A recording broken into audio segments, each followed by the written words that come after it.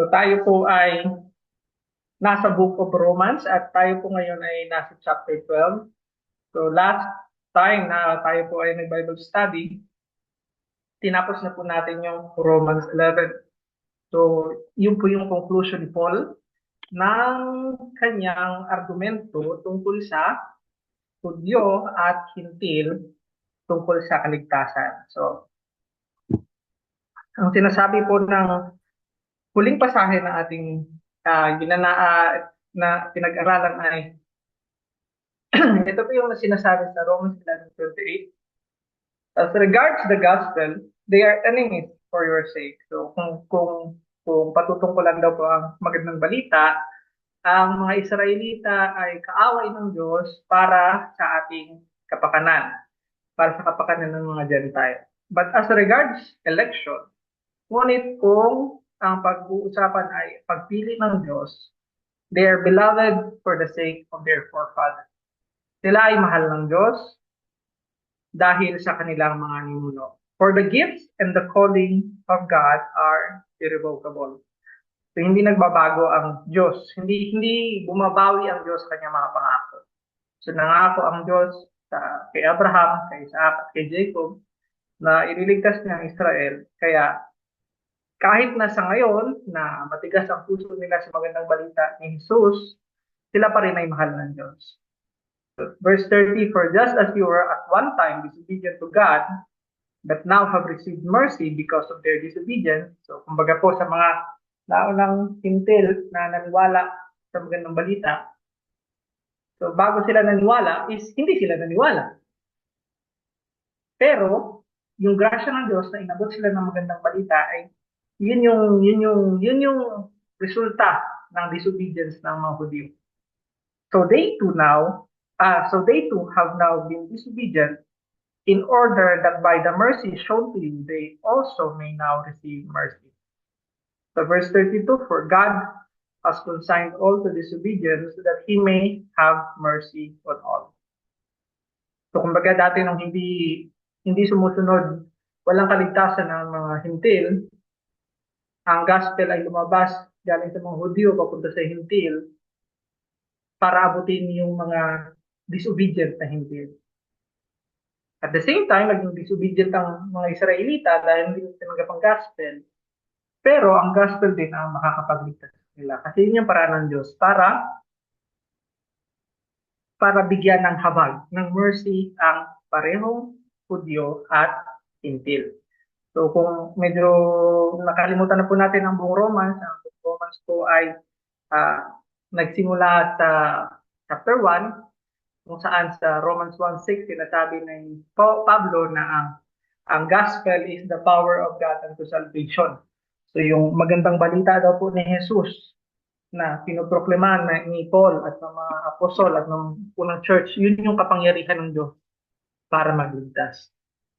At sa paglabas nga ng gospel sa Israel at naging Kristiyano yung mga Gentiles, nagkaroon ng alitan, kumbaga parang iniisip ng hintil na kami na yung bagong Israel, kami na yung bagong pinili ng Diyos. Yun yung dinidispel ni Paul sa huling bahagi ng kanyang pagtuturo sa Romans 11.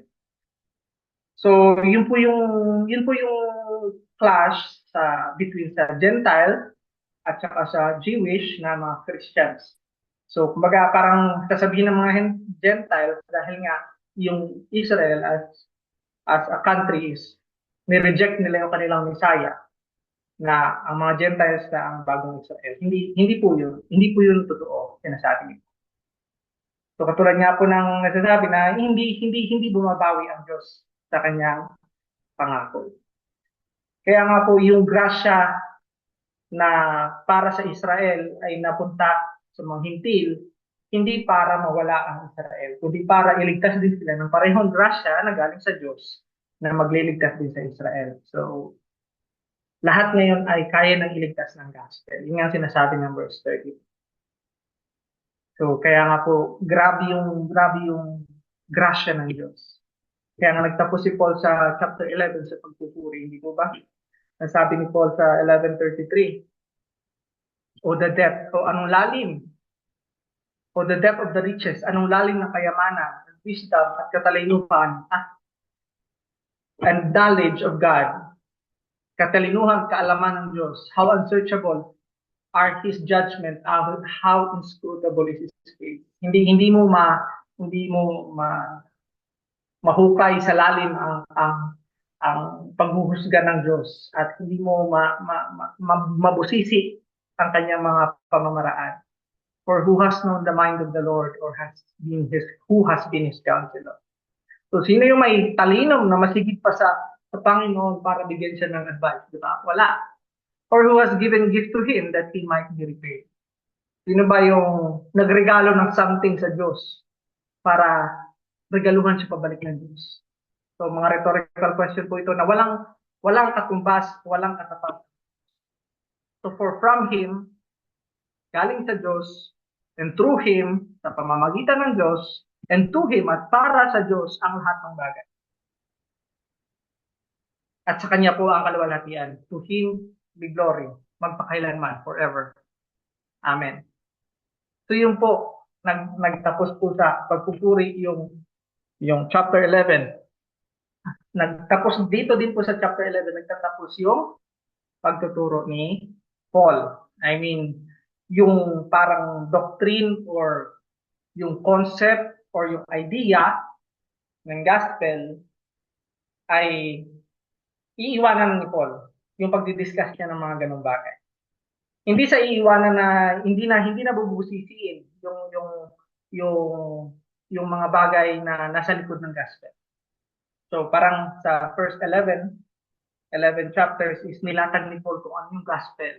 Ano yung mga ano yung idea, bakit, paano, anong dahilan, mga ganung bagay. So ngayon, magiging practical na si Paul. Gamit yung mga bagay-bagay na tinuro niya sa chapter 1 to 11, magbibigay siya ngayon ng mga utos or instruction, pagtuturo kung paano ilapat yung mga nalalaman natin sa gospel. Yun po yung turning point ng Romans 12. So, Romans 12, 1 to 8. So, dito na po tayo sa ating proper na pag-aaral. Romans 12, 1 to 8, verse 1. I appeal to you therefore, brothers. So, maapila po si Paul. I appeal to you therefore, brothers, by the mercies of God, sa awa ng Diyos, to ipresenta daw po natin your bodies, ang ating katawan, as a living sacrifice. Buhay na sakripisyo. Holy, banal, and acceptable, katanggap-tanggap sa Diyos, kung saan yun yung ating spiritual worship. Yung spiritual na pagsamba natin sa Diyos. So minsan po sinasabi po natin na gagawin natin ito, bagay na ito dahil ito yung ginagawa ng Kristiyan. So hopefully po, ang hope po natin is hindi po dapat ganoon na gumagaya lang tayo. Dapat alam natin kung bakit natin ginagawa yung mga bagay na ginagawa natin. Hindi po ba parang practical lang siya? May rason tayo kung bakit tayo pupunta sa kanan at hindi sa kaliwa. Meron po tayong rason kung bakit hindi natin gagawin mga bagay-bagay. So kaya po sa chapter 12 verse 1, I appeal to you therefore. So importante po yung salitang therefore. Kasi yung therefore po na yon, so Tagalogin natin, umaapila ako sa inyo ngayon dahil sa mga nauna. Therefore, dahil sa mga kung ano yung napagdaanan natin na tinuro sa inyo. So yung therefore, it means that the following instruction, yung mga sumusunod na sasabihin ni Paul, relies on the ideas explained before. Yun po ay nakatungtong sa mga bagay na ipinaliwanag ni Paul sa unang bahagi, sa chapter 1 to 11. So, madami na po tayong Bible study tungkol sa Romans 1 hanggang chapter 11. Kung ano po, pwede nyo pong ulitin kung may time kayo. Pero yun po yung dahilan, yun po yung groundwork, yung kaalaman na nakatanim sa atin kung bakit reasonable ang mga susunod na iutos ni Paul. So yun po yung isa sa pinakamahalaga. Therefore, ibig sabihin, hindi blanco yung sinasabi ni Paul na ako si Paul, sundin niyo ako. Hindi. So sa liwanag ng mga tinuro niya from chapter 1 to 11, ngayon, siya ay magbibigay ng mga pagtuturo na kung saan ilalapat yung mga kaalaman na yon sa pamumuhay ng mga taga-Romans, ng mga taga-Rome, ng mga Romans. So, makita po natin yan, I appeal to you therefore, yung therefore with regard sa lahat ng tinuro niya from chapter 1 to 11, brothers, by the mercies of God, sa awa ng Diyos, by the mercies of God. So ito, ibibigay niya itong mga susunod na pagtuturo or pag-uutos na magagawa natin by the mercies of God, sa awa ng Diyos. So hindi nakadepende lamang sa ating kaalaman kung paano tayo susunod, kundi nakadepende din sa awa ng Diyos na tinanggap natin. So by the mercies of God, ibig sabihin ito, God is our enabler in following Him.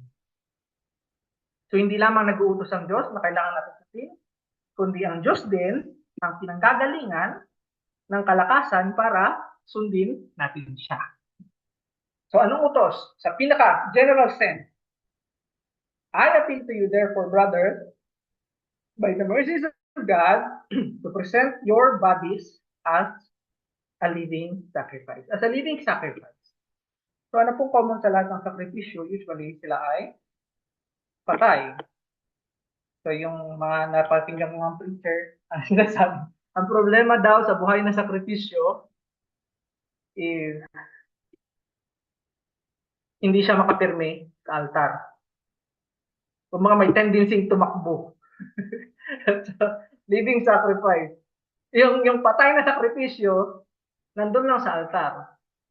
Pero yung buhay na sakripisyo ay may kakayahang umalis sa altar ng sakripisyo. So, yun daw pinakamalaking problema. Pero yun yung sinasabi ng ating na ni Paul sa mga taga-Romans and by implication para sa atin ng mga sumusunod sa lahat ng Kristiyano, present your bodies as a living sacrifice. So, ang buhay ng isang Kristiyano ay buhay ng pagsasakripisyo. So, a life of sacrificial obedience. So, ang pagsunod po natin ay sakripisyo natin sa Diyos. Yung pagsunod natin sa kanyang tinuturo. A life of sacrificial obedience with clear understanding. May malinaw na pagkaintindi ng gospel, ng magandang balita. And reliance on God's mercy. So nakita niyo po na i-connecta ko yung therefore tinatawag niyang lahat ng tinuro ni Paul, yung mercies of God, yun yung enablement, yung blessing ni Lord na magbibigay sa atin ng lakas para sundin siya, saka natin ipipresenta yung ating katawan bilang isang buhay ng sakripisyo. So ang buhay po ng isang Kristiyano ay buhay ng sacrificial obedience, so sakripisyong pagsunod na may klarong pagkaintindi ng gospel at pagsandal sa awa ng Diyos. So hopefully malinaw po sa atin na hindi po tayo sumusunod ng basta-basta lang. Alam po natin yung dahilan kung bakit tayo sumusunod. Alam po natin, kilala po natin, hindi lang alam natin yung dahilan, kundi kilala po natin kung sino ating sinusunod at may relasyon tayo sa Kanya. So, bilang isang Kristiyano, tayo ay may relasyon sa Diyos. Tayo ay mga anak ng Diyos. So dapat malinaw po sa atin yun. Ganun po yung pagsunod ng isang Kristiyano. Hindi po bulag. Kasi po minsan, pumapasok tayo ng simbahan, magiging mukha tayong Kristiyano, pero hindi pala natin alam kung bakit natin ginagawa ang ating mga ginagawa. So, kailangan po natin alam yung gospel. So, verse 2, do not be conformed to this world, but be transformed by the renewal of your mind. So, hindi daw po natin kailangan huwag daw po tayong maging kapareho ng mundong ito. but be transformed. Tayo daw po ay dapat magbago. Sa pamamagitan ng the renewal of your mind. Yung pagbabago ng ating kaisipan. That by testing, sa pamamagitan ng pagsusubok, you may discern what is the will of God. Ano daw po yung kagustuhan ng Diyos? What is good? Ano po yung mabuti? At katanggap-tanggap and acceptable and perfect. Yung perfecto. Pareho lang. Pareho lang. yung English at Tagalog. So do not be conformed to this world. So makikita po natin, hindi daw po tayo, ang isang Kristiyano daw po ay hindi dapat kapareho ng mundo. So hindi enough na sabihin mong Christian ka, dapat merong nakikita na iba sa iyong buhay. Na hindi ka sumusunod-sunod lang kung ano yung uso sa mundo, kung ano yung kagustuhan ng mundo. So itong do not be conformed to this world, gusto ko siyang explain sa pamamagitan ng mga katanungan. So how can we, papaano po ba tayo na hindi magiging katulad ng mundong ito kung ang lahat ng alam natin ay ang mundong ito, di ba? How can we be not conformed to this world when all we know is this world? So for example, kung normal na sa atin ang mga pananalita na yung pareho po sa barkadahan sa mga lalaki, usually, di ba? Para magiging katanggap-tanggap ka sa isang grupo kung kada tapos ng pangungusap o paragraph ay may mura, mga ganong tipo. Dapat makisabay ka sa antas ng kanilang, kung hindi ka in. Di ba? So, kung tayo ay hindi mapagmura, so hindi tayo pwede sa ibang mga, kaya mga green jokes, mga ganong tipo. So, hindi dapat. Hindi. So, paano po tayo hindi magiging katulad ng mundo kung ang nakalakhan natin o lahat ng alam natin ay tungkol sa mundong ito? So, pangalawang tanong, how can we be not conformed to this world? Paano daw po tayo hindi magiging katulad ng mundong ito? When we look at the Bible using the lens of this world. So, paano ba tayo hindi magiging katulad ng mundong ito? Pag tumitingin tayo sa Bible ay ang gamit nating salamin ay ang salamin ng mundong ito. So, ang ibig ko sabihin po dyan is, meron nagbabasa ng Bible, pero ang kanilang gustong kunin sa Biblia ay ang mga makamundong bagay. For example, hindi naman po ito masama, pero minsan may mga taong tumitingin sa Bible para sa financial advice o kaya sa leadership advice. Di ba? So, ang lente po na ginagamit nilang parang basahin ng Bible ay makamundong lente. O kaya, pupunta ako sa Bible para makakuha ako ng biblical health advice. Mga ganong tipo po, di ba? So, yung lente ng pagbabasa ng Biblia na ginagamit niya ay makamundo. So, minsan ganun po yung nangyayari. So, kaya minsan, binabasa nila ang Bible, pero ang gusto nila makuha sa Bible ay makamundong bagay. So, minsan, gumagawa sila ng tingin natin ay gawain ng Kristiyano, pero yung dahilan nila sa likod dito ay hindi Christian, hindi tungo kay Christ. So, meron isang concept ko na tinatawag na worldview. Hopefully, alam po natin lahat ito. Pero ito po yung sinabi ni Google sa worldview. Worldview, the comprehensive, yung pangkalahata, personal lens, salamin, yung pangkalahatang personal na salamin na ginagamit mo through which, nasa pamamagitan nito, ang isang tao, an individual, interprets reality. Ito daw po yung ginagamit natin pang-interpret ng realidad. Make sense of life, ito yung yung pinapang-intindi mo para makuha mo kung ano yung sinasabi ng mundo. Make sense of life and acts accordingly. Ito rin po yung worldview din po natin ang ginagamit natin para makapag-decide kung ano ang gagawin. It acts, ito po ay nagsisilbing as a mental framework. Ito po yung pamamaraan kung paano mag-isip ang isang tao. Or colored glasses. So para po siyang shades. Para po siyang shades. Formed by a set of core beliefs, assumption, and values regarding reality, humanity, and ethics. So ito daw po ay nauhubog ng mga paniniwala, mga tinanggap na katotohanan, assumption, at values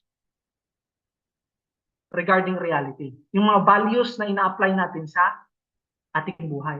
Humanity, kung anong pagtingin natin sa humanity, at ethics. Ito po yung worldview.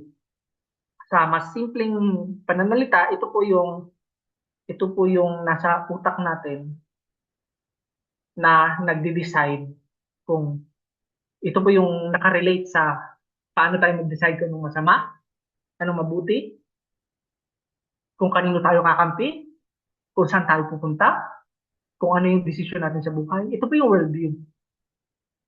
Yan po yung worldview. At meron po tinatawag na Christian worldview or biblical worldview. At kung tayo po ay may Christian o biblical worldview, hindi po tayo hindi po tayo magsa-struggle sa pag-aaral natin ng Roman or ng Bible or the whole thing.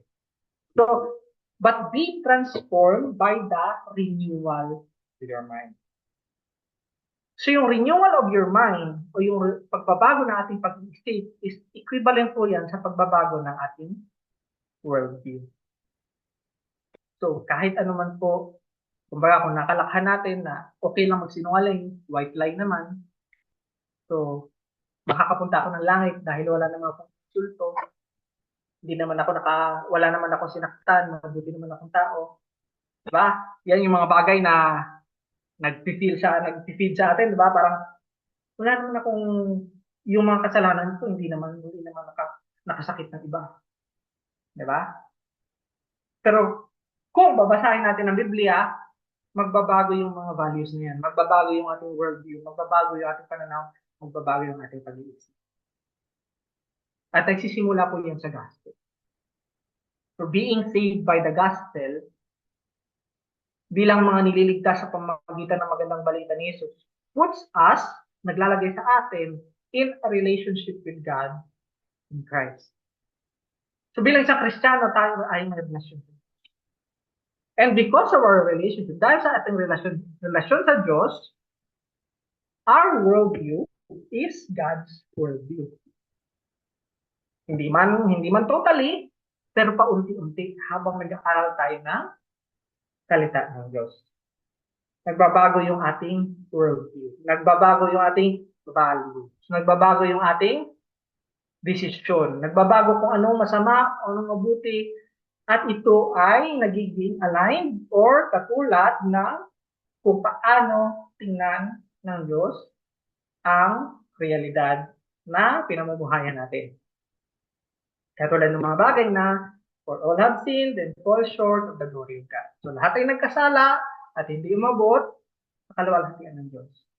Dating naisip natin na white lie lang naman yung sinasabi ko, hindi ako makasalanan, mabuti akong tao. So, sinasabi ng Diyos, hindi, lahat ng tao ay makasalanan.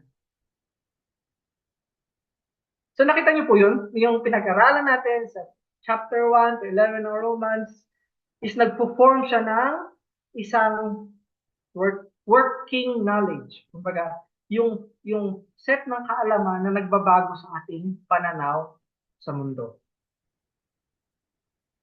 So, at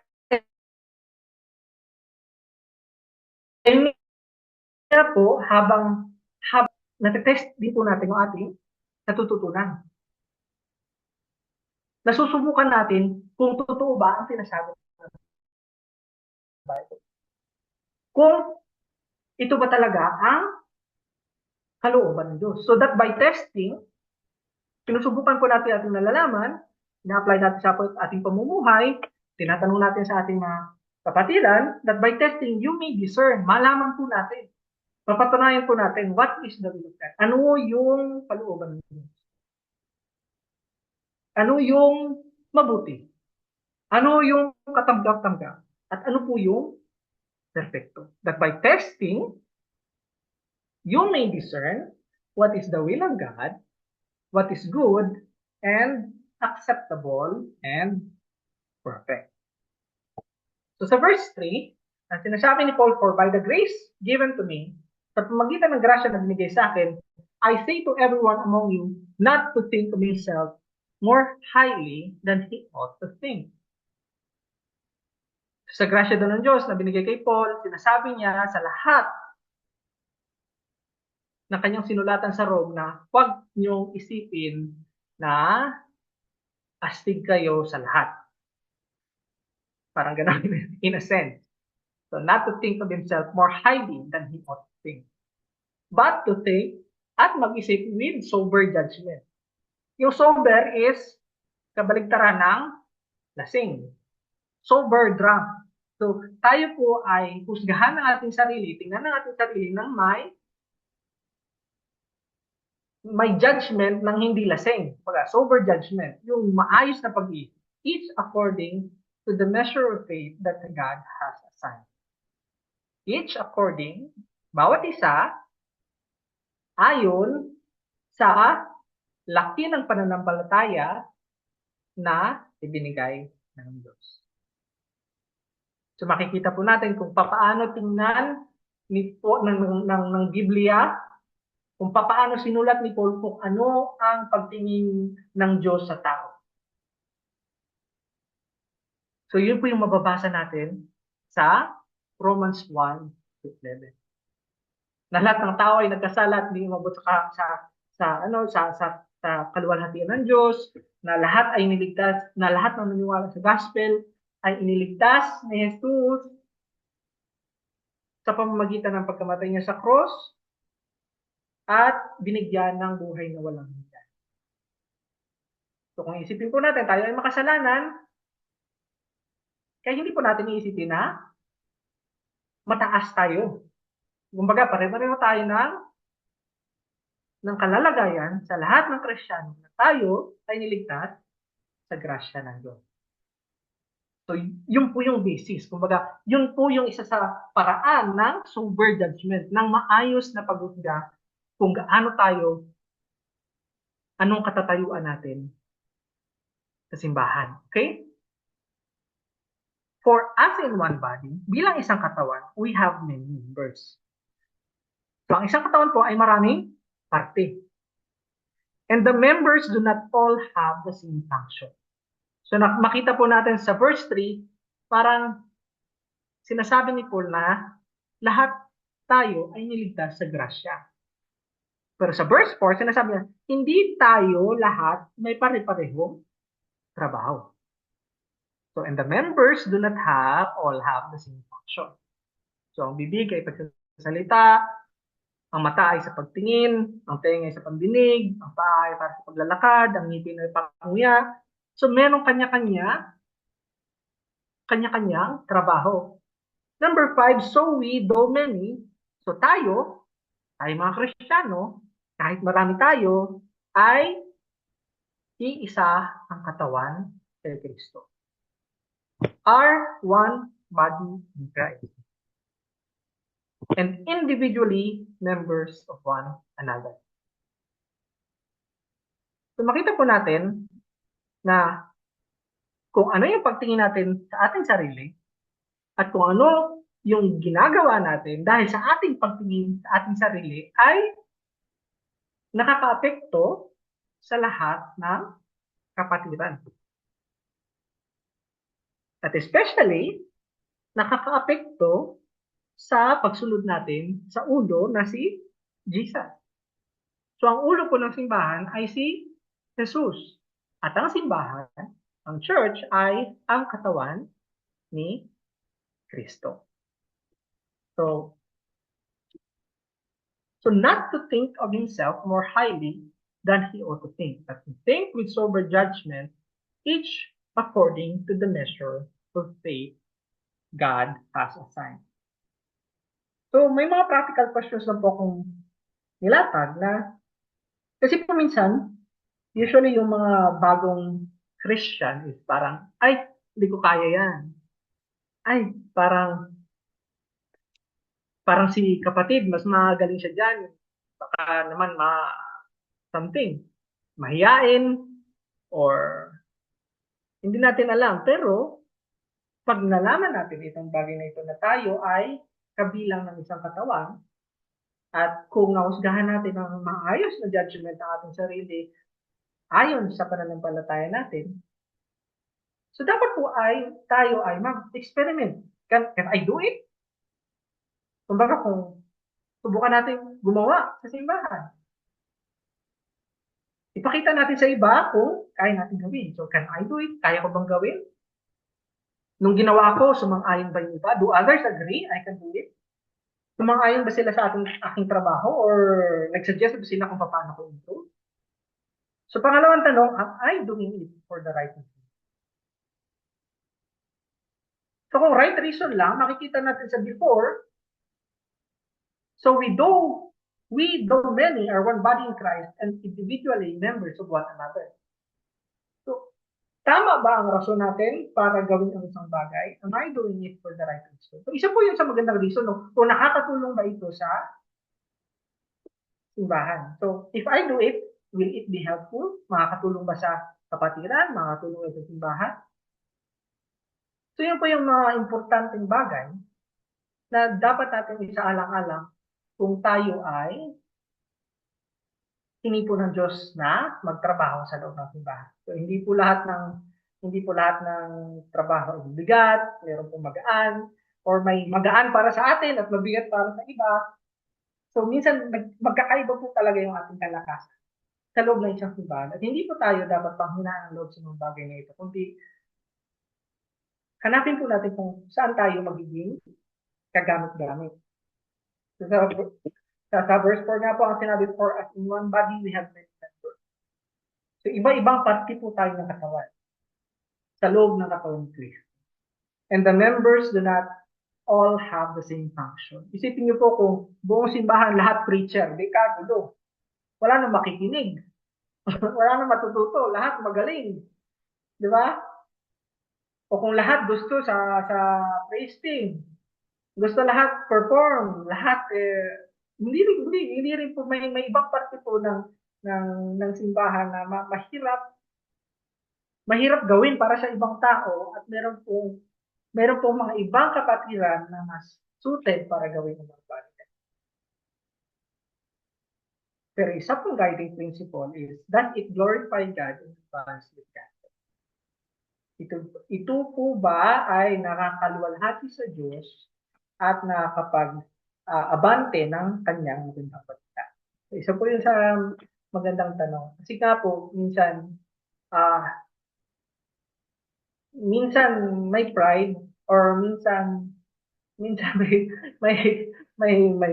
rivalry or ano ba na inherent po sa atin habang dito tayo sa mundo. Minsan iba po yung motibo ng mga tao na umaapak sa mga responsibilidad. So, especially po yung mga bagay na kung saan nakikita ka ng mga madami or nakaka-gain ka ng popularity or nakaka-gain ka ng power or yung mga bagay na magagawa sa church na minsan humakagod sa ating pride. So, kaya kailangan natin ground yung ating sarili na does it glorify God and advance His gospel. At isa pa is, does it help the church? Ito pa ay kagamit-gamit para sa simbahan. So sa verse 6, ang sabi is, having gifts that differ according to the grace given to us. Let us use them. So, minsan, ang tingin po natin sa ating sarili is tayo yung may kakayahan. Huwag po natin kalimutan na having gifts. Ito po ay regalo that differ according to the grace. Na nagkakaiba-iba lang po dahil sa ibang grasya na ibinigay sa ating ng Diyos. So having gifts that differ, magkakaibang gift, ayon sa grasya na binigay sa atin. Let us use them. Gamitin po natin. So, if prophecy in proportion to our faith. Katulad po nito, nagtuturo po ako dito, in proportion sa nalalaman ko. Hindi ko po kayo matuturuan ng mga hindi ko alam at hindi ko naiintindihan. So, yun lang po yun. Simple. If service in our serving, so kung may pagsisilbi, so tayo po ay gamitin po natin yung ating pagsisilbi. The one who teaches in his teaching, katulad po ng ginagawa natin. The one who exhorts in his exhortation, so may mga kapatiran po na magaling encourage, magaling maghimay-himay ng sitwasyon at magbigay ng maayos na advice. So sa nagbibigay, the one who contributes in generosity, sa magbigay ng maayos, the one who leads, sa mga nangunguna po with zeal, yung may kagustuhan talagang mamuno, and the one who does acts of mercy with cheerfulness. So yung mga maawain ka na may kagalakan, hindi yung napipilitan. So lahat po ng ito is depende kung anong binigay sa atin ng Diyos. So baka isipin niyo po na wala akong gift, something. Hindi po, meron po tayo kanya-kanyang gift na ibinigay sa atin ng Diyos, nakagamit-gamit sa church. Ito po ay makukuha natin sa ating pagsisilbi. So tayo po ay, pag tayo ay naging Kristiyano, tayo naging kaano sa simbahan, naiintindihan natin ang magandang walita, yung magandang ginawa niya sa atin sa krus ng Kalbaryo na pinatawad niya ating kasalanan at nilagay niya tayo sa relasyon sa Kanya at sa Kanyang Ama na tinatawag nating Ama. Yun na po yung ating bagong katatayuan. So hindi po tayo nagtatrabaho sa loob ng church bilang alipin, kundi nagtatrabaho po tayo bilang kapatid ng isang pamilya. So yun po yung masasabi natin na kung ikaw ay magaling mag-prophesy ayon sa iyong pananampalataya, sa iyong pagsisilbi, ganun din po yung mga nagtuturo, kung ano kanyang nalalaman, yung mga nag-encourage, yung exhort, sa kanilang pag-exhort, the one who contributes, mga nagbibigay, sa kabaitan, the one who leads with zeal, the one who does act of mercy with cheerfulness. May kagalakan po sa lahat ng ginagawa natin sa simbahan. So, kaya nga po, kailangan nating makita yung ating gift. Find your gift that would glorify God. Hanapin po natin yung ating mga magagawa sa simbahan na magbibigay ng kaluwalhatian sa Diyos. Yun po yung dapat nating makita.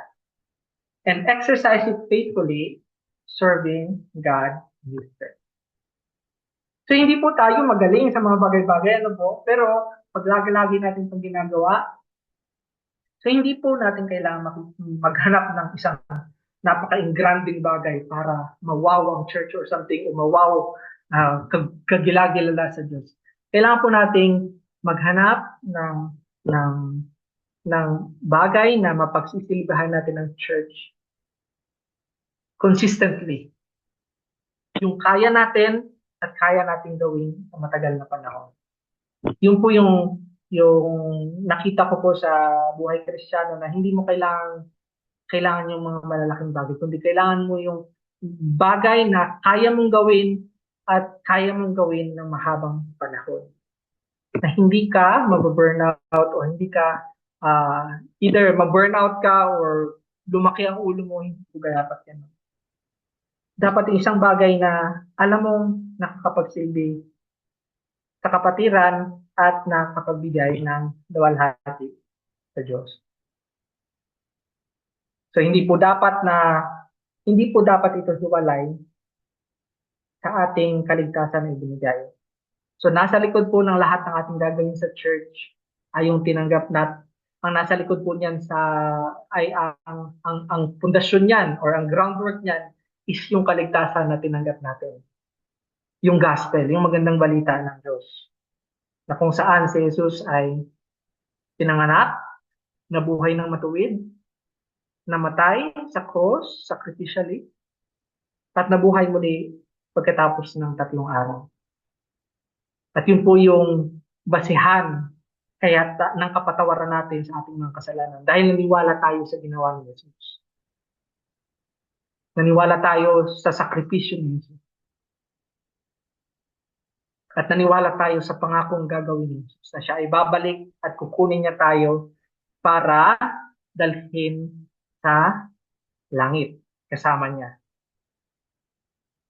So lahat po ng gagawin natin, lahat ng pagsunod na gagawin natin, lahat ng sakripisyong gagawin natin bilang isang buhay na sakripisyo ay pagpupuri po natin sa Diyos na banal. At ito po ay para sa glory niya, hindi sa glory natin. Ano't ano man ang mangyari, mabigo man tayo, malipat man tayo ng church, kunin man tayo ng Diyos ngayon, hindi tayo mawawala. So kaya po habang may opportunity po tayo na mag-serve, dahil sa ating tinanggap na grasya sa Diyos, tayo po ay mag-serve. So find your gift that would glorify God and exercise it faithfully, serving God and His church. Yun po yung ating spiritual worship na acceptable and pleasing sa Diyos. So let us pray po. Father God, maraming salamat Lord sa inyong pagliligtas. Panginoon, salamat po na ang mga bagay na binigyan niyo po kami ng kakayahang gawin ay nakabase sa kaligtasang aming tinanggap. Maunawaan po namin ito at ma-apply namin sa aming buhay at kayo po ang magbigay sa amin ng aming mga pangangailangan at lahat po ng papuri at pasasalamat ay para sa inyo. Ito ang aming dalangin sa matay sa pangalan ni Jesus. Amen.